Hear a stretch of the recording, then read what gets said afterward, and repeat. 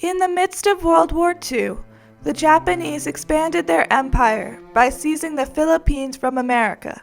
They interned thousands of Allied nationals to obtain a firmer grasp on the Philippines. The citizens in the Santo Tomas camp endured years of starvation, mistreatment, and physical and psychological injuries until liberated by American forces on February 3, 1945. Their internment raises an ethical question.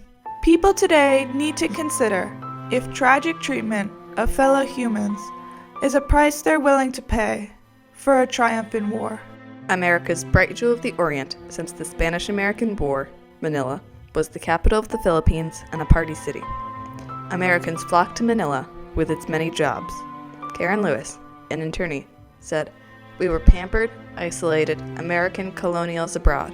Things were about to change." Even with rumors of war, Americans stayed in Manila. William Moule, a Philippines resident, said, "I firmly believe Japan wouldn't, couldn't, and dared not ever go to war with such a country as the USA. I actually felt sorry for Japan, about to be slaughtered without a chance." The United States knew war was coming, but did not evacuate the Philippines, as an evacuation would be a negative statement about the Army. After Pearl Harbor, Japan bombed Manila. General Douglas MacArthur told the newspapers the Americans had the situation well in hand, but it soon became clear the Americans had underestimated their opponent. MacArthur was forced to withdraw. When he left the Philippines, he made the famous promise of "I shall return." Japanese troops entered Manila 2 days after the New Year to signify the beginning of a new reign. They told the American Emergency Committee to find places for an internment camp for Allied nationals. The University of Santo Tomas's Dominican priests offered the university, and the first internees entered Santo Tomas in January of 1942. Initially, Commandant Hitoshi Tamayasu and 16 Japanese oversaw 3,000 in Santo Tomas. Internee Earl Carroll was appointed the leader by the Japanese. He made an internee government, hoping it would minimize Japanese interference with the camp. At the beginning of internment, 3 internees tried to escape. They were caught, beaten, and killed. That kind of taught most of us not to even think about escaping. I don't think anybody chooses circumstances. To me, what's amazing about the human character is how we meet the challenges when adversity confronts us. For the internees, that was creating a sense of normalcy. Jobs were created, including barbers, dishwashers, and selling food. It was actually like a city. Then, internees had permission to build shanties. We were fortunate enough to get a permit to build a native shanty right on the campus, and our shanty town was known as Lammerville. Even with the tragedy of internment, internees still managed to find joy through entertainment by Dave Harvey and the Dyer sisters. Internees also played sports, including boxing. My 2 younger brothers and I were all in this tournament, and my youngest brother ended up getting in the finals, and I guess he finished second. He got a trophy for it, which was a bamboo mug. Classes were taught by interned teachers. We had our classes on the roof, which was where the university had their laboratory classes. In 1943, elections were held because internees weren't happy with the Japanese-appointed Earl Carroll. Carroll Grinnell replaced Carroll as chairman of the administration. He was one of the most controversial heads of camp.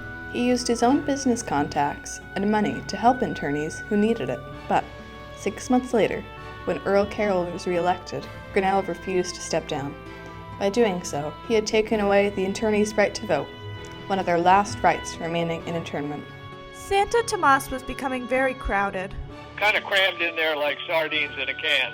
The new internees received no sympathy from those already living in the camp, as the newcomers were thought to have had more soft time outside the camp. In actuality, living outside was in many ways much harder and more nerve-wracking than living in the camp. A typhoon hit the camp on the night of November 14, 1943. It caused flooding and blew down many shanties. The internee administration hadn't warned the internees because they thought it would cause panic. This led to a great loss of food. In February 1944, the Japanese military became stricter, discharging the civilian deputies and putting themselves directly in charge of the camp. The internee administration was disbanded and replaced by an internee committee made up of only 3 men. As the Japanese lost more battles, more internee privileges were canceled, including movies and nightly music broadcasts. Hunger was constant, and to combat it, the Japanese told internees to plant gardens. No one had enough calories to do even that. All food that parents could spare went to their children. I think they sacrificed a lot. In other words, fed us more than they fed themselves. Things became even worse in the fall of 1944 when death rates shot up due to malnutrition. On Christmas, YMCA trucks showed up full of food, but the Japanese turned them away, saying the internees had plenty. Internees were forced to trade their jewelry and other precious treasures to the Japanese guards in exchange for food. Some even ate the pets they smuggled in at the beginning of internment.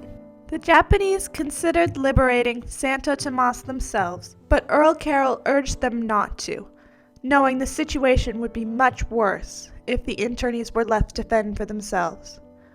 Rumors circulated through the Philippines that the Japanese were going to kill all the internees in their various camps. On February 3rd, American dive bombers flew low over Santo Tomas and dropped a pair of goggles with a note on them. Roll out the barrel. Santa Claus is coming Sunday or Monday. The date was wrong, as the camp was liberated that night. When the tanks came rolling into the camp, they actually broke the main gate, crashed through the main gate. There was joy and celebration from the 3,800 internees. It was a bunch of holidays all linked together. But tragedy continued when Lieutenant Colonel Toshio Hayashi and 62 Japanese took 267 internees hostage in the education building. Surrender was a disgrace for Japanese officers, so they used the internees to negotiate a safe passage out of the city. The Japanese bombed Santo Tomas for days after liberation. The Japanese defended Manila fiercely in the Battle of Manila. And they slaughtered an awful lot of the Filipinos. There was over 100,000 Filipinos that were killed in that battle. After the Battle of Manila, internees were allowed to go home. Some were permanently affected by malnutrition, resulting in many health issues. There were psychological issues as well, including sleeping problems and depression. These problems were labeled as post-traumatic stress disorder, or PTSD. Modern research explains the concept of inherited trauma, which highlights how extreme stress can alter someone's microRNA in their blood, brain, and sperm. The internees' PTSD could be genetically passed to their children.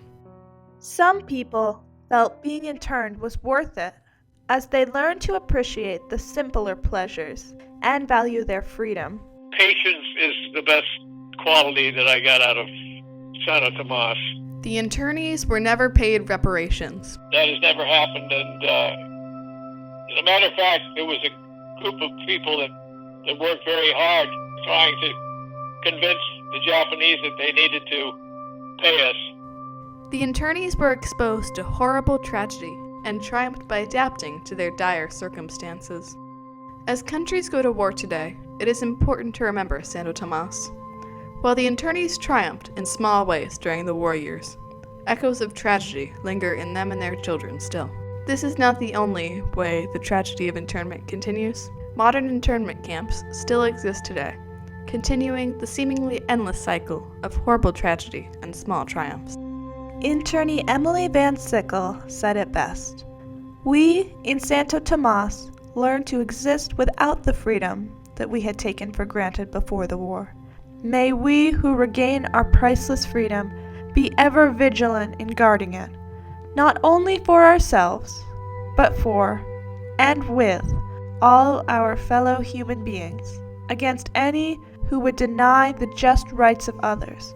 Dawn had come for us, how far the dawn for all.